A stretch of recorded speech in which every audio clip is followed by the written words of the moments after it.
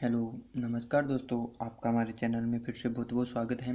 दोस्तों, आज अपन बात करेंगे चैप्टर नंबर 4 की क्लास 10th का linear equation and inequality of two variable. दो वेरिएबल की एक तो लीनियर इक्वेशन भी लेंगे और एक इनइक्वालिटी की भी कंडीशन होगी। ठीक है, तो सबसे पहले अपन सीखेंगे कि लीनियर इक्वेशन क्या होती है। लीनियर इक्वेशन जैसे मैंने यहाँ पे देखिए टू लीनियर इक्वेशन लिखे, two linear equations a1x plus b1y plus c1 equal to zero, a2x plus b2y plus c2 equal to भी जीरो, ये दो इक्वेशन है। इसके अंदर आपके पास दो वेरिएबल है। दो वेरिएबल वो कौन कौन सी है? एक्स और वाई, ये दो वेरिएबल हो गए। ठीक है, तो ये क्या कहलाएगी? आपकी टू वेरिएबल कहलाएगी। अब ये इक्वेशन लीनियर इक्वेशन है। ये इक्वेशन तो है क्योंकि इक्वल टू में अगर जीरो आ रहा है, इक्वल टू में जीरो आ रहा है या 3 4 कांस्टेंट वैल्यू आ रही है, तो वो एक लीनियर इक्वेशन तो होगी। ठीक है, अब सॉरी इक्वेशन तो होगी, बट लीनियर इक्वेशन की जो कंडीशन होती है वो क्या होती है? ये जो वेरिएबल दे रखा है आपको एक्स और ये जो वाई, इनकी जो पावर है वो कितनी होनी चाहिए? 1 होनी चाहिए। अगर इनकी पावर आपको 1 मिल रही है, इसका मतलब वो आपकी इक्वेशन होगी, वो कौन सी होगी? लीनियर इक्वेशन होगी। तो इसी तरीके से आप इक्वेशन सेकंड में देख सकते हो, a2x plus b2y plus c2 equal to zero. तो x की पावर यहाँ पे भी 1 है और y की पावर यहाँ पे भी कितनी है? 1 है। तो ये भी आपकी क्या कहलाएगी? लीनियर इक्वेशन कहलाएगी। ठीक है, अब बात करते हैं अपन a1 b1 a2 b2, ये क्या है? a1 b1 a2 b2 are coefficient किसके हैं? a1 और a2 जो कोफिशिएंट है वो तो किसके हैं? x के। b1 और b2 जो कोफिशिएंट है वो किसके हैं? y के। बट c1 और c2 क्या है? c1 और c2 किसी लीनियर इक्वेशन के कांस्टेंट वैल्यू होगी। क्या होगी? कांस्टेंट जो वैल्यू होती है ना, जैसे 3 5 7 -5 -2, इस तरह की जो वैल्यू होगी वो क्या कहलाएगी? अपनी कांस्टेंट वैल्यू कहलाएगी। और x के साथ जो मल्टीपल में होगा वो कोफिशिएंट कहलाएगा। जैसे फॉर एग्जांपल मैं आपको पास एक इक्वेशन लिख देता हूँ, जैसे यहाँ पे मैंने लिखी 2x plus 3y plus 8 equal to zero. ये मेरे पास एक लीनियर इक्वेशन है कि नहीं है? क्योंकि x की पावर भी यहाँ पे 1 है, y की पावर भी यहाँ पे कितनी है? 1 है। और x का जो कोफिशिएंट है वो यहाँ पे 2 है और y का जो कोफिशिएंट है वो भी यहाँ पे क्या है? 3 है। ठीक है, तो आशा करता हूँ आपको दोस्तों लीनियर इक्वेशन के बारे में आप जान चुके हो कि लीनियर इक्वेशन है वो क्या होती है। अब अपन बात करते हैं कि लीनियर जो इक्वेशन होती है उसके कुछ सॉल्यूशन मिलते हैं अपन को। अब क्या होता है कि x और y के जो कोफिशिएंट है वो अगर इक्वल हो जाए तो अपने पास दो या तीन तरीके के क्या मिलते हैं? केसेस मिलते हैं। तो पहला जो केस है वो क्या हो सकता है अपना, कि a1 अपॉन a2, मतलब को x इक्वेशन फर्स्ट का a1 x का कोफिशिएंट, इक्वेशन सेकंड में x का कोफिशिएंट a2, जब a1 upon a2 does not equal to equation first के y का कोफिशिएंट b1, इक्वेशन सेकंड के y का coefficient b2, b1 upon b2, ये दोनों क्या नहीं करे? एक दूसरे को इक्वल नहीं हो। ठीक है, जब इन दोनों की वैल्यू है वो एक दूसरे के इक्वल नहीं हो तो वो इंटरसेक्टिंग करेंगे। वो मतलब क्या होगी? अपनी दो लाइन बनेगी। मतलब आपको क्या होगी? कोई भी दो लाइन इक्वेशन दी होगी, लीनियर इक्वेशन दी होगी, उनका जब आप ग्राफ बनाओगे और आप ग्राफ बनाने से पहले एक बार चेक कर सकते हो कि इसका क्या कैसा सॉल्यूशन आएगा, ये लाइन है वो कैसी है। तो आप क्या करेंगे कि x के कोफिशिएंट दोनों इक्वेशन में और y के कोफिशिएंट दोनों इक्वेशन में, दोनों को आप इक्वल रखना। अगर वो डज नॉट इक्वल टू की कंडीशन दिखा रहा है आपके पास, तब तो आप क्या कहेंगे कि ये दोनों लाइन है वो क्या होगी? आपकी इंटरसेक्टिंग होगी। ठीक है, एक चीज तो आप ये बोल सकते हो, और एक बोल सकते हो such linear pair has unique solution, उसका है वो एक ही सॉल्यूशन आएगा। यूनिक सॉल्यूशन का मतलब आपके पास जो जब वो दोनों लाइनें हैं वो इंटरसेक्ट होती है तो किसी पॉइंट पे होगी, तो इंटरसेक्टिंग जो पॉइंट होता है, जो दोनों लाइनें जिस पॉइंट पे मिलती है, मीट पॉइंट होता है, उसको मीट पॉइंट भी बोल सकते हैं।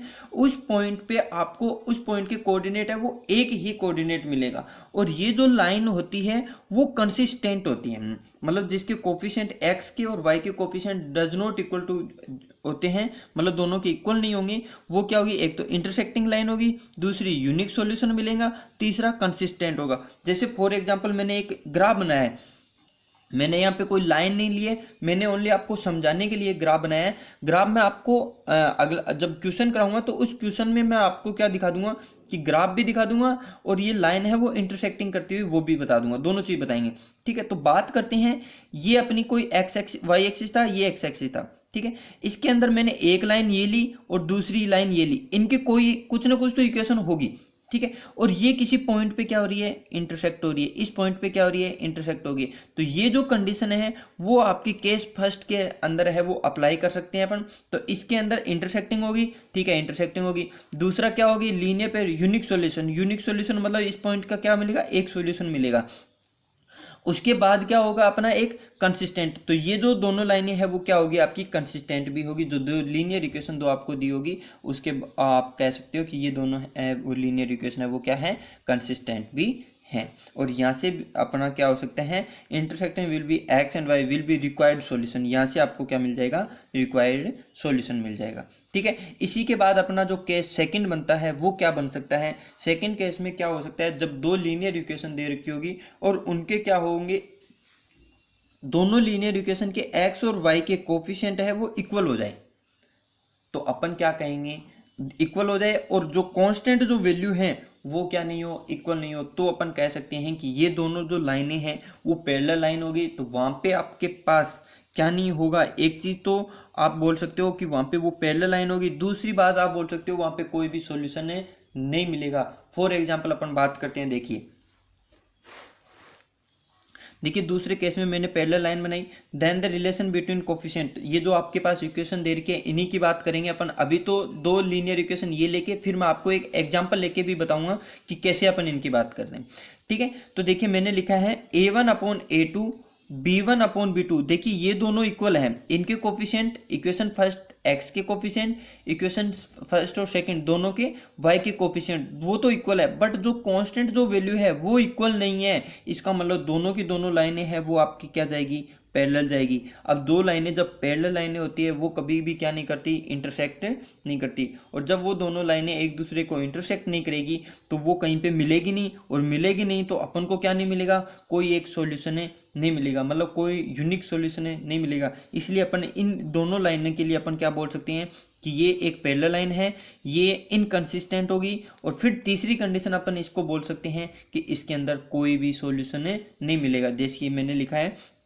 a1/a2 equal to b1/b2 does not equal to c1/c2। मतलब कांस्टेंट वैल्यू है वो इन दोनों के रेशियो के बराबर नहीं है। तो such linear pair has no solution and inconsistent, ठीक है। तो आशा करता हूँ आपको ये चीज़ समझ में आई होगी। इसके बाद जो थर्ड जो कंडीशन बन सकती है वो क्या बन सकती है, आपके पास क्या होंगे, x के कोफिशिएंट दोनों इक्वेशन में, y के कोफिशिएंट दोनों इक्वेशन में, और जो कांस्टेंट वैल्यू है दोनों इक्वेशन की वो तीनों की तीनों ही क्या हो जाए, बराबर हो जाए। तो अपन क्या कहेंगे उसके लिए अपन कह सकते हैं कि वो जो आपका ग्राफ बनेगा वो ग्राफ होगा वो कंसिस्टेंट होगा, उसके अंदर इनफाइनाइट सॉल्यूशन मिलेंगे और कोइंसिडेंट होगा। फॉर एग्जांपल अपन बात करते हैं, देखिए मैं आपको बताता हूँ कैसे कह सकते हैं आप। जब आपके पास दो लीनियर इक्वेशन दे रखी है, ठीक है, अब उस इक्वेशन में आप लिखोगे coincident, then the relation between coefficient is, उनके कोफिशिएंट का ही बात करेंगे। तो देखिए क्या लिखेंगे, a1/a2 equal to b1/b2 equal to c1/c2। तीनों की तीनों क्या होगी, इक्वल होगी। इसका मतलब इन तीनों के एक्स के और वाई के कोफिशिएंट भी बराबर हो गए, और जो आपको कांस्टेंट वैल्यू दे रखी है वो भी क्या होगी, इक्वल होगी, ठीक है। अब इसके अंदर आप जब ग्राफ बनाओगे तो आपके पास ऐसे एक स्ट्रेट लाइन आएगी, ये देख सकते हो, ठीक है। इसके अंदर ये देखिए, ये वाई एक्सिस है, ये आपकी एक्स एक्सिस है, ये एक्स है, ये वाई है। जब ये लाइन ऐसे मिलेगी तो दो इक्वेशन होगी, दोनों के पॉइंट भी क्या रहेंगे, आपके सेम रहेंगे। इसका रीजन ये है कि दोनों के कोफिशिएंट है वो भी इक्वल है। जैसे मैं आपको एक इक्वेशन लिखाता हूँ 2x + 3y, देखिए मैंने लिखा है 2x + 3y इक्वल टू 4, ठीक है। दूसरी इक्वेशन लिखाई मैंने 4x + 6y इक्वल टू 8। ये दोनों इक्वेशन बिल्कुल सेम है। जब आप इक्वेशन सेकंड में से 2 कॉमन ले लोगे ना तो दोनों के दोनों इक्वेशन है वो सेम हो जाएगी। जब दोनों इक्वेशन सेम हो जाएगी तो दोनों के जो पॉइंट आएंगे वो भी क्या आएंगे, सेम ही आएंगे, कोई भी चेंज नहीं होगा। इसलिए अपन इनके कहते हैं कि एक लाइन के ऊपर दूसरी लाइन आएगी। इसीलिए अपन इसको एक लाइन से डिनोट करते हैं और इसमें लिख सकते हैं इनफाइनाइट मैनी सॉल्यूशन, क्योंकि इसके जितने भी सॉल्यूशन निकालोगे तो बहुत सारे सॉल्यूशन मिलेंगे। क्योंकि जब पहला वाला था तो वो किसी एक पॉइंट पे इंटरसेक्ट कर रही थी तो अपन को यूनिक सॉल्यूशन मिला था, और दूसरी कहीं पे भी अपनी क्या नहीं कर रही थी, इंटरसेक्ट नहीं कर रही थी, इसलिए अपन को नो सॉल्यूशन मिले थे। थर्ड वाली जो कंडीशन है वो एक इक्वेशन के ऊपर ही दूसरी इक्वेशन आ रही है, इसका मतलब अपने पास कितने सॉल्यूशन मिलेंगे, इनफाइनाइट। इसकी पहचान है वो कैसे होगी, इसको अपन पता कैसे करेंगे, अपन इसका कंपैरिजन करते हैं। ये जो कोफिशिएंट दिए होते हैं उनका ये जो रेशियो लिखा होता है ना, वो अपनी दो इक्वेशन दे रखी होती है, उन दोनों इक्वेशन का क्या करते हैं अपन, एक्स और वाई के कोफिशिएंट को लेके उनका रेशियो चेक करते हैं कि क्या वो इक्वल है तीनों। अगर तीनों चीज इक्वल हो जाती हैं, तीनों चीज कौन सी, एक्स का कोफिशिएंट, वाई का कोफिशिएंट और कांस्टेंट वैल्यू, दोनों इक्वेशन की ये अगर तीनों चीज इक्वल हो जाती है तो ये कंडीशन बनेगी, और इस कंडीशन में अपन लिखेंगे इनफाइनाइट मैनी सॉल्यूशन, कोइंसिडेंट हुआ है और कंसिस्टेंट कहलाएगा। ठीक है, तो आशा करता हूँ ये चीज़ आपको बिल्कुल क्लियर हुई होगी। अब मैं आपको एक्सरसाइज 4.1 का एक क्वेश्चन करवाता हूँ, उसको अंदर देखिए किस तरह के जो पहला जो क्वेश्चन है वो क्या पूछा हुआ है और अपन ने किस तरह से उसका यूज किया है और सोल्व किया है। ठीक है, और सुनो, अगर आपको यहाँ तक किसी भी तरीके की कोई प्रॉब्लम है तो आप कमेंट बॉक्स में लिख सकते हो, आप व्हाट्सअप नंबर पे बता सकते हो, आप फ़ोन करके पूछ सकते हो, कैसे भी आपकी प्रॉब्लम है वो सोल्व कर दी जाएगी। ठीक है, और अगर आपको अच्छे से समझ में आ रहा है तो ये आप बार बार देखिए ताकि आप लंबे टाइम तक इस चीज़ को याद रख सकें। ठीक है, तो आगे देखिए क्वेश्चन क्या है अपना एक्सरसाइज 4.1 का। देखिए, ऑन कंपेयर करना है the ratio of A1 A2 B1 B2 C1 C2, इनका आप पता चल गया होगा आपके पास क्या होंगे, of linear equation are consistent और इनकंसिस्टेंट। अपन को इनका पता चल करना है कि जो लीनियर इक्वेशन आपको दी होगी वो कंसिस्टेंट है या इनकंसिस्टेंट है। तो इस चीज़ का अपन पता कैसे करते हैं, वो चीज़ अपन जो आपके पास इक्वेशन किस तरह की दे रखी है अपन इसका क्वेश्चन चेक करेंगे और फिर अपन बात करते हैं। ठीक है, देखिए सबसे पहले आपके पास क्वेश्चन दे रखी है, इक्वेशन में दे रखा है 2x - 3y = 8। तो सबसे पहले ये पता करो कि क्या ये लीनियर इक्वेशन है, और अगर लीनियर इक्वेशन है तो क्या ये 2 वेरिएबल लीनियर इक्वेशन है। तो इस चीज़ का सबसे पहले अपन को ये पता करना है। तो देखेंगे एक्स और वाई 2 वेरिएबल दे रखा है, इसका मतलब ये 2 वेरिएबल इक्वेशन होगी। अब ये लीनियर है कि नहीं है, तो आप देखेंगे कि एक्स और वाई के पावर है वो 1 है या नहीं, तो यहाँ पे भी 1 है और यहाँ पे भी क्या है 1 है, तो इसका मतलब ये क्या होगी आपकी लीनियर इक्वेशन होगी। दूसरी इक्वेशन दे रखी है 4x, देखिए यहाँ कोमा लगा हुआ है तो इसका मतलब ये दूसरी इक्वेशन दे रखी है 4x - 6y = 9। अब ये भी अपनी एक इक्वेशन है, कितने वेरिएबल की है, एक्स और वाई 2 वेरिएबल दे रखे, इसका मतलब 2 वेरिएबल की इक्वेशन होगी। अब ये देखेंगे कि यह क्या ये भी लीनियर इक्वेशन है, तो हाँ, तो x की पावर भी 1 है, y की पावर भी 1 है, इसका मतलब ये भी आपकी क्या है लीनियर इक्वेशन है। तो given linear pair of equation ये दे रखी है, तो मैंने 8 को इधर लेफ्ट साइड में लिया है और 9 को भी क्या लेंगे लेफ्ट साइड में, राइट साइड से, इक्वल टू में क्या बचेगा आपका 0। तो इक्वेशन फर्स्ट ये हो जाएगी, इक्वेशन सेकंड ये हो जाएगी। अब आपको क्या करना है, A1/A2 A1/A2 2/4, 2 1 = 1, 2 2 = 4 मतलब 1/2। A1/A2 की वैल्यू है वो 1/2 आएगी। B1/B2 -3 और -6, माइनस से माइनस कैंसिल आउट हो जाएगा, 3 1 = 1, 3 2 = 6, 1/2। फिर C1/C2 C1/C2 -8/9, 8 से माइनस कट जाएगा 8/9। ठीक है, तो आप इस कंडीशन में क्या कहोगे कि A1/A2 = B1/B2 does not equal to C1/C2।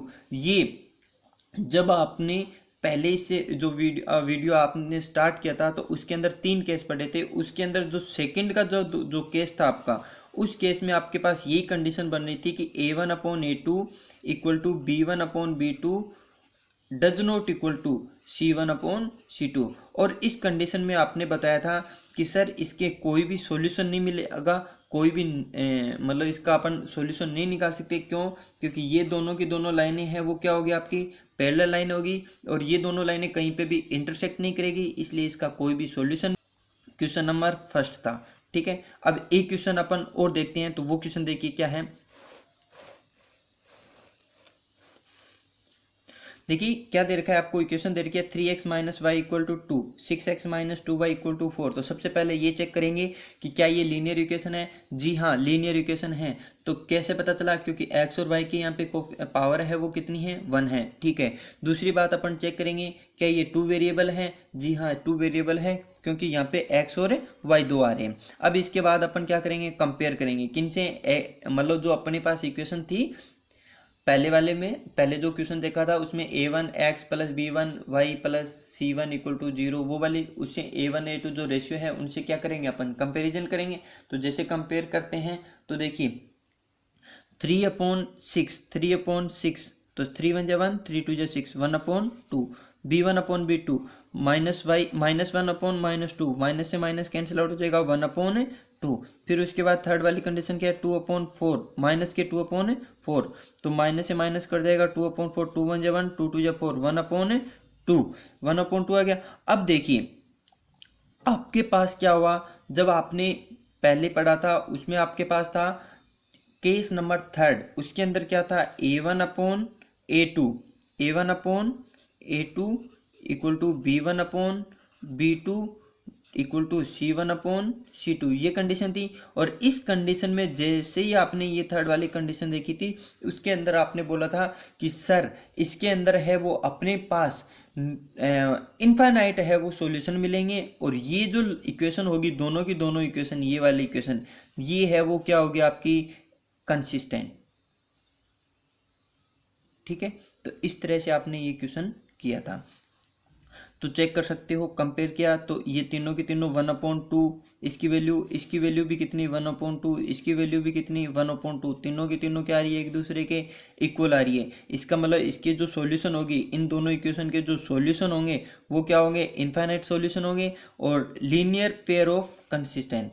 मतलब ये जो लीनियर इक्वेशन है वो आपकी इक्वेशन होगी वो कंसिस्टेंट की होगी, और ये जो इक्वेशन थी वो क्या थी, इनकंसिस्टेंट की थी। ठीक है, तो आशा करता हूँ आपको ये चीज़ बिल्कुल अच्छे से समझ में। देखिए ये जो पहला वाला है ना वो अपना इनकंसिस्टेंट में ही होगा, क्योंकि दो के रेशियो इक्वल हैं, तीसरी चीज़ है वो इक्वल नहीं है, तो ये कंडीशन क्या कहलाती है, इनकंसिस्टेंट क्या आती है। और जब इसके क्या होते हैं, जब तीनों चीज़ इक्वल हो जाए तो वो क्या कहलाती है, अपनी कंसिस्टेंट। ठीक है, तो आशा करता हूँ मैं आपको ये चीज़ बिल्कुल क्लियर अच्छे से समझ में आ गई होगी, और आपको अच्छे से समझ में आए तो वीडियो को लाइक शेयर और कमेंट जरूर करना। अगली क्लास में मैं आपको 4.1 एक्सरसाइज के कुछ क्वेश्चंस कराऊंगा जिनको अपन ग्राफिकल मेथड से सोल्व किए होंगे, और तब तक के लिए आप वेट करेंगे, और वो वीडियो है वो आपको कल ही मिल जाएगा। ठीक है, तो आशा करता हूँ आपको अच्छे से समझ में आया होगा। अगर नहीं भी आया तो कोई भी प्रॉब्लम आ रही है तो एक बार आप मेरे से दोबारा डिस्कस कर सकते हो, तो अपन उस दोबारा भी मैं आपको उसका सॉल्यूशन है, जो भी प्रॉब्लम होगी वो सॉल्व आउट कर सकता हूँ। ठीक है, तो आज के लिए बस इतना ही, धन्यवाद।